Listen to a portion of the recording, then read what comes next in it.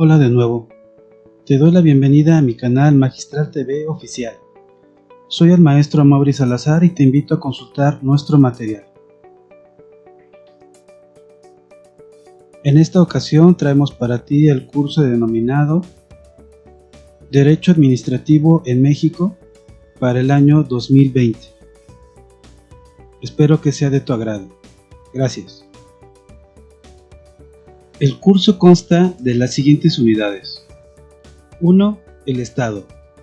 2. El Derecho Administrativo. 3. Normatividad Administrativa. 4. Servicio Público. 5. Administración Pública. 6. El Acto Administrativo. 7. Sanción Administrativa. Y 8. Procedimiento de responsabilidad administrativa. Desde julio de 2017 a la fecha.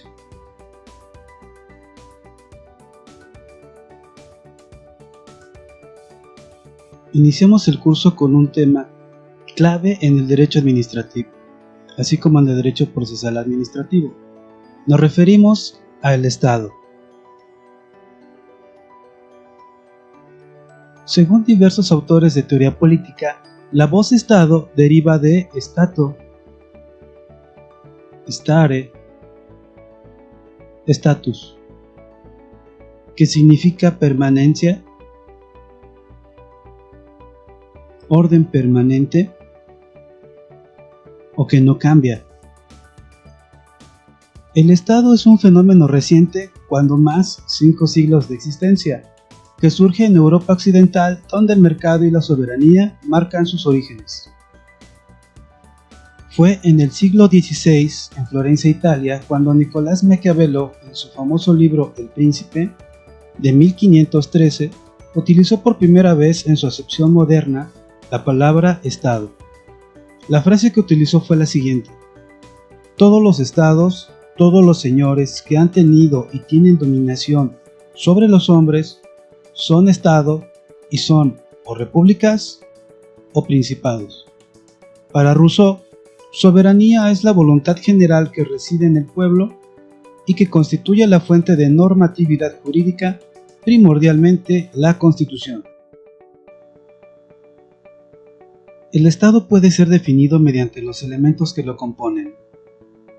En primer lugar tenemos a la población, que es una agrupación humana estable y permanente, provista de un modo de ser específico, con identidad basada en vínculos de raza, tradición e ideales comunes. En segundo lugar tenemos el territorio, elemento tangible, preciso y delimitado, es decir, es el ámbito espacial del Estado, donde se establece la población.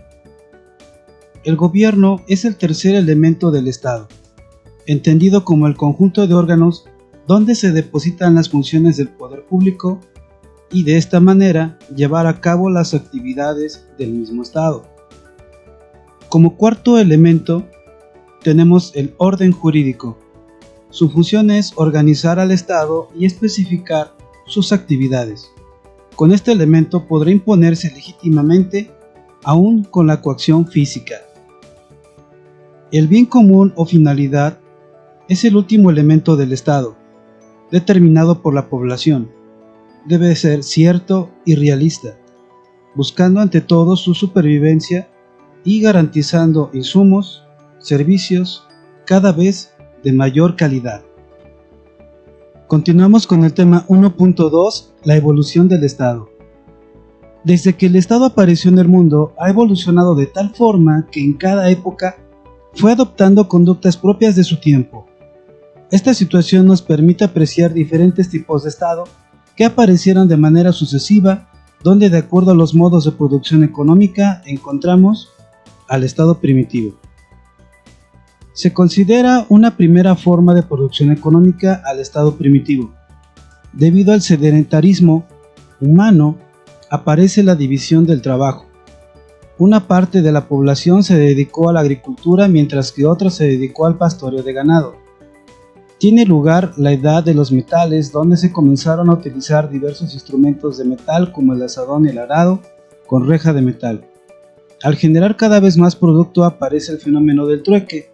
Se intercambiaban excedentes agrícolas como cereales, legumbres y frutas por excedentes ganaderos como la leche, carne y pieles. Es en estos momentos que aparecen los primeros oficios, surgiendo en sus primeros pasos la industria. Con todos estos fenómenos se originaron otros, como el hecho de que la actividad comercial originó la propiedad privada y con ello la desigualdad social, es decir, la división de la población en clases sociales. Continuamos con el tema 1.2.2, el Estado esclavista. El Estado esclavista es la segunda forma de producción económica basada en la explotación del hombre por el hombre. El hombre se explota a sí mismo, conocida como esclavitud, donde se podían distinguir a los esclavistas, que son los dueños de los medios de producción, y los esclavos, que constituyen la fuerza de trabajo. Como ejemplos de este tipo de Estado encontramos Egipto y Mesopotamia, para después extenderse a China y la India, posteriormente a Grecia y Roma, donde alcanzan su apogeo. En esta forma de Estado existe un atropello constante de la dignidad humana, donde los esclavos son reducidos a cosas u objetos dedicados a los fines de otros individuos. Para el esclavo, su dueño era su ley, su ciudad, su patria, el fin de su vida y la regla de lo justo y lo injusto. Las guerras trajeron como consecuencia que los vencidos tuvieran dos destinos: ser asesinados o ser esclavos, pues existía la repugnancia de los vencedores a ciertos trabajos manuales o físicos, trabajo considerado indigno para hombres libres. Con el tiempo, la esclavitud fue hereditaria, ya que los hijos de los esclavos seguían la misma suerte que sus progenitores, lo que provocó que incluso fueran materia de mercado. Tema 1.2.3 El Estado feudal. La decadencia del Imperio Romano y el cristianismo dieron paso al debilitamiento de la esclavitud en Europa.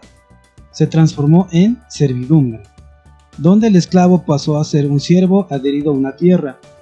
Era cada vez más difícil alimentar y mantener a los esclavos debido a la baja de la economía agrícola. Por esa razón, los esclavos se convirtieron en siervos a los que no había que alimentar, vestir o curar, pues se les ofreció a cambio un pedazo de tierra que debían cultivar para su sustento, y así prestar regularmente servicios de corte agrícola, industrial o incluso militar, atados de esta manera. El feudalismo se identifica con la Edad Media y va desde el siglo V al siglo XV, donde se desarrolla la propiedad de la tierra. Los grandes señores concedían tierras en usufructo a cambio del pago de un tributo y guardar fidelidad del vasallo al otorgante. El siguiente tema es el Estado absolutista. Desde mediados del siglo XIII se comenzaba a gestar en Francia e Inglaterra un esquema de Estado que sustituiría al Estado feudal, pues aparecen formaciones de mayor tamaño donde destaca la figura de un rey y un pueblo. Es un nuevo sistema de organización política que sufrió varias transformaciones hasta el siglo XV, culminando en formaciones llamadas estados. En esta forma de Estado, todos los poderes están reunidos sin limitaciones en el monarca, donde tuvo lugar un esquema económico vinculado al mercantilismo. Esas ideas continuaron durante 3 siglos, es decir, de mediados del siglo XV a mediados del siglo XVIII.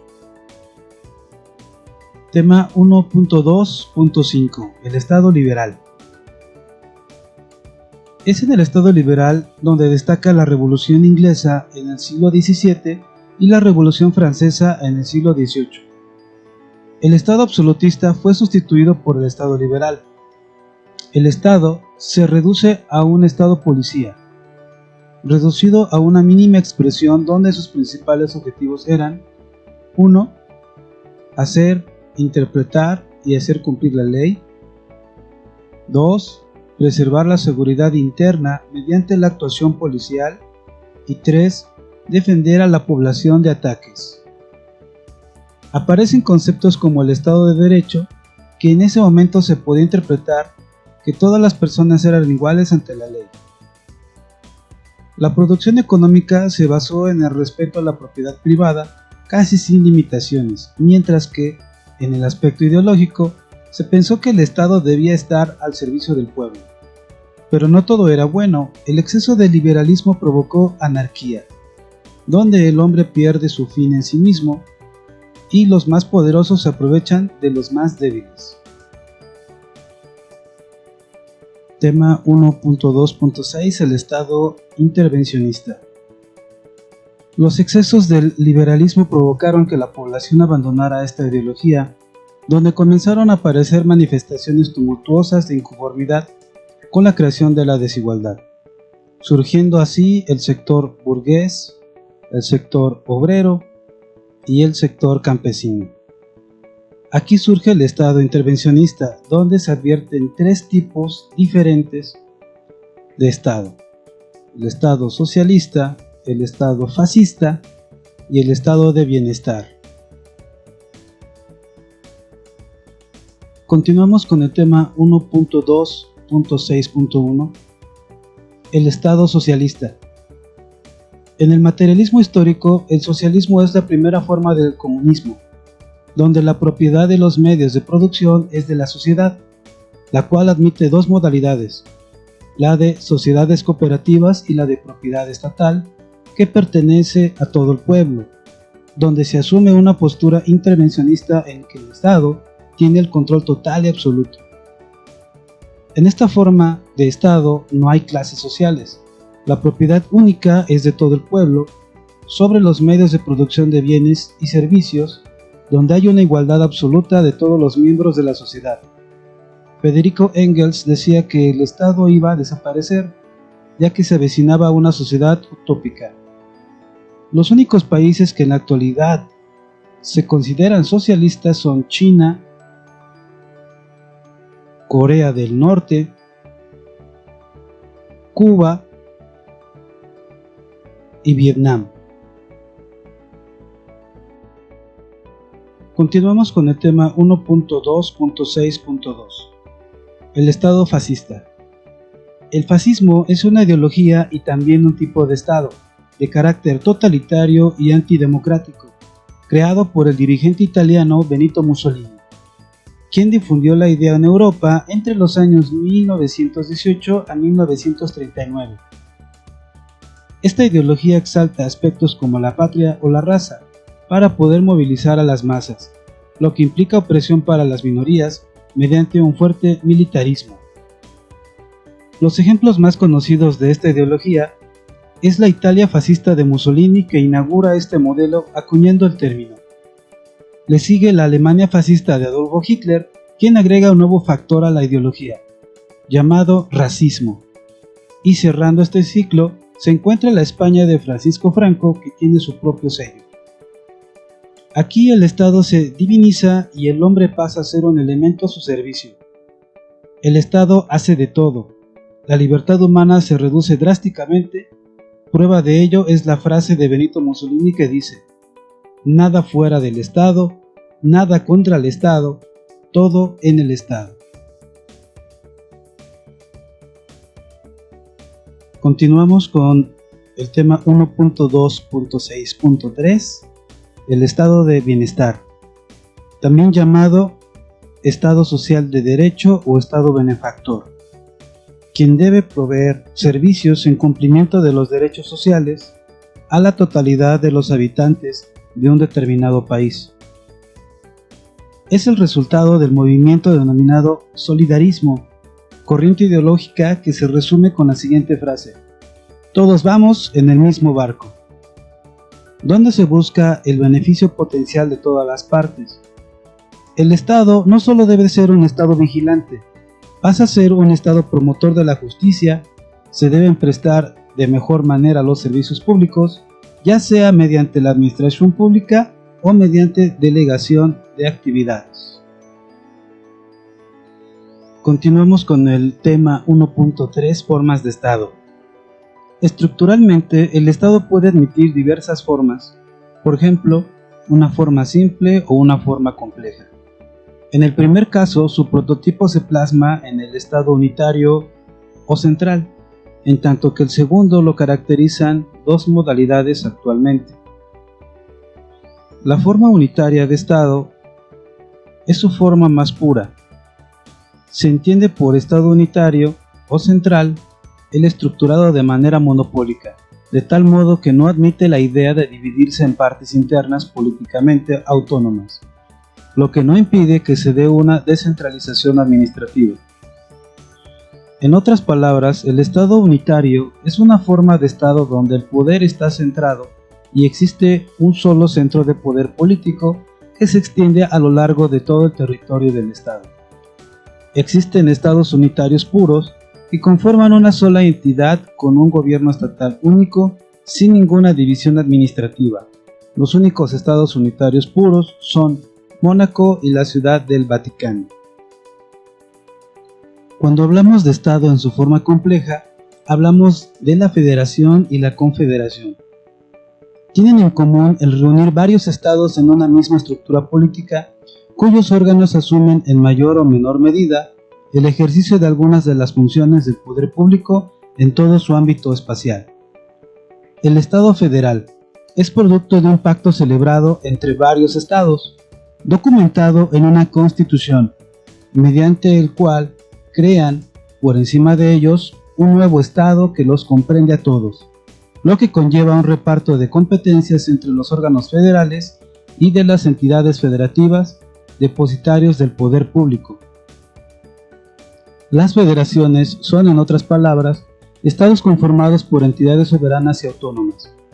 El estatus autónomo de estas entidades no puede ser alterado de manera unilateral por el gobierno central, aunque pueden existir excepciones, como en México, mediante la figura de desaparición de poderes en los estados. Es precisamente en México la forma federal de estado que se adopta formalmente por primera vez a través del Acta Constitutiva de la Federación y se detalla en la Constitución de 1824, impulsada por quienes pugnaban por la reestructuración de la sociedad desde sus cimientos con el propósito de borrar privilegios. Otra forma de asociación de entes estatales es la Confederación de Estados, producto de un tratado internacional celebrado entre estados que mantienen su soberanía, con miras a su defensa y ayuda mutuas, más sin perder su calidad de miembros de la comunidad internacional, por lo que los problemas surgidos entre ellos son de carácter internacional, lo cual no impide a la Confederación tener un órgano legislativo y algunos órganos depositarios del poder público distintos de los Estados miembros. A diferencia de la Federación, cuyas entidades federativas carecen de la libertad de separarse unilateralmente de la misma, los Estados miembros de la Confederación en teoría pueden retirarse de ella mediante decisión unilateral. Actualmente, solo Suiza es el único país que se autodenomina confederación, aunque su modelo político corresponde a un modelo de Estado federal. Tema 1.4 Formas de gobierno. El gobierno es la organización del Estado, constituido por un conjunto de instituciones políticas, mientras que la forma de gobierno es un sistema elegido por un Estado para constituirlo como centro del poder público sobre una sociedad. Tenemos la clasificación de Platón. Platón, cuyos lineamientos básicos sobre este tema son seguidos por Aristóteles en su obra La Política, retoma la clasificación tripartita de formas de gobierno, bajo los nombres de monarquía, en la que priva la sabiduría, aristocracia, en la que prevalece el valor, y democracia, en la que predomina la templanza o moderación, según fuera el gobierno de uno, el de los mejores o el del pueblo, a las que agrega otras tres, que no son sino una forma en que cada una de las originales puede degradarse. Así, la monarquía puede degenerar en tiranía, la aristocracia, que es el gobierno de los sabios, en oligarquía, que es gobierno de pocos, y la democracia corre el riesgo de convertirse en demagogia, práctica política que a través de la retórica busca aprovecharse de los sentimientos y emociones de las personas para alcanzar sus propios fines. Clasificación de Cicerón. Marco Tulio Cicerón hace un análisis acerca de las diversas formas de gobierno que en sus formas puras identifica como monarquía, aristocracia y democracia. Reconoce como sus respectivas formas degeneradas a la tiranía, la oligarquía y la anarquía. Para Cicerón, ninguna forma de gobierno parece aconsejable, por lo que se pronuncia por una forma mixta de gobierno que conjugue lo mejor de las tres formas de gobierno: la fuerza de la monarquía, la prudencia de la aristocracia y la libertad de la democracia. Como se pudo observar, esta clasificación es muy parecida a la de Platón. De hecho, es casi exacta. Lo único que cambia es que anuncia como forma degenerada de la democracia a la anarquía. Clasificación del siglo XIX. Durante el siglo XIX, muchas colonias iberoamericanas asumieron su independencia. Por aquella época, las formas de gobierno eran dos: monarquía y república. En el umbral de este siglo, la mayoría de los estados del mundo occidental eran monarquías. Tenemos los casos de Austria, Bélgica, Dinamarca, España, Holanda, Inglaterra, Polonia, Portugal, Rusia y Suecia. Sin embargo, el modelo republicano y democrático de Estados Unidos y de Francia revolucionaria acabaron por imponerse en el momento en que los países iberoamericanos resolvieron acerca de la forma de Estado que adoptaban al asumir su independencia. Pues a excepción de Brasil, que adoptó una forma de gobierno monárquico, los demás países optaron formalmente por el gobierno republicano. Clasificación del siglo XX. Ya en el siglo XX existieron dictaduras encubiertas bajo la etiqueta de república, que hicieron perder a esta forma de gobierno su connotación democrática y popular. Si se agrega a esto la democratización de las monarquías constitucionales, se puede apreciar por qué perdió el sentido la clasificación de formas de gobierno en república y monarquías, lo que trajo como consecuencia el parlamentarismo y el presidencialismo.